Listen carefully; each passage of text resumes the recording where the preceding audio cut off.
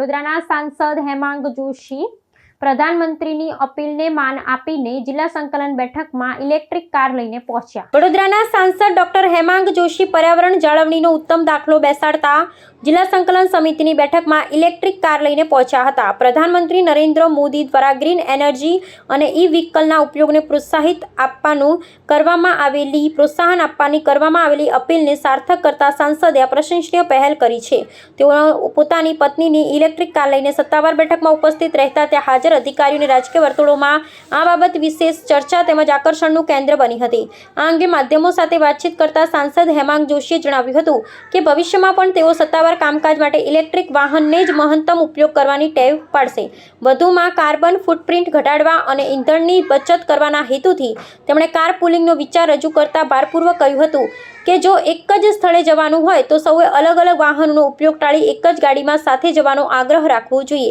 આ અભિગમ થકી તેમણે પ્રદૂષણ મુક્ત વાહન વ્યવહારની દિશામાં નક્કર કદમ ઉઠાવવાની વાત પર ભાર મૂક્યો હતો। સાંસદના પર્યાવરણલક્ષી પગલાંથી સમાજમાં ઇંધણ બચત અને ગ્લોબલ વોર્મિંગ સામે લડવાની સકારાત્મક સંદેશ પ્રવાહિત થયો છે। વર્તમાન સમયમાં જ્યારે પર્યાવરણીય પડકારો ગંભીર બની રહ્યા છે ત્યારે લોકપ્રતિનિધિ દ્વારા જ ઇકો ફ્રેન્ડલી વિકલ્પો અપનાવવામાં આવે તે સામાન્ય નાગરિકો માટે પણ પ્રેરણાદાયક બની રહે છે।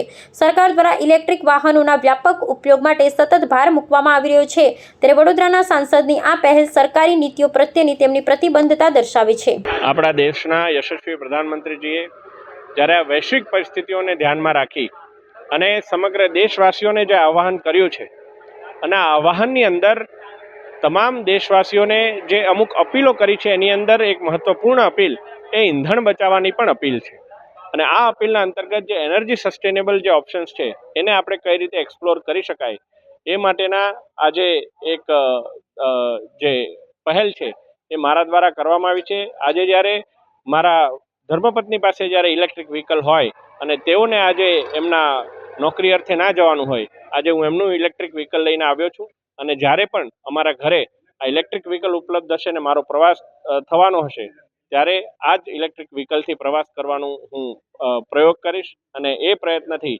માનનીય વડાપ્રધાનશ્રીની અપીલમાં હું મારું પણ ખિસકોલી સમૂહ શું યોગદાન આપી શકું એ માટેનો પ્રયાસ કરીશ। માનનીય મુખ્યમંત્રીશ્રીએ પણ આ અપીલને ધ્યાનમાં રાખી અને ગઈકાલે કેબિનેટની બેઠકની અંદર અમુક સૂચનો કર્યા છે। જે વિભાગોની અંદર વર્ક ફ્રોમ હોમ શક્ય બનશે ત્યાં જરૂર પડીએ એના માટે વિચારણા કરવામાં આવશે।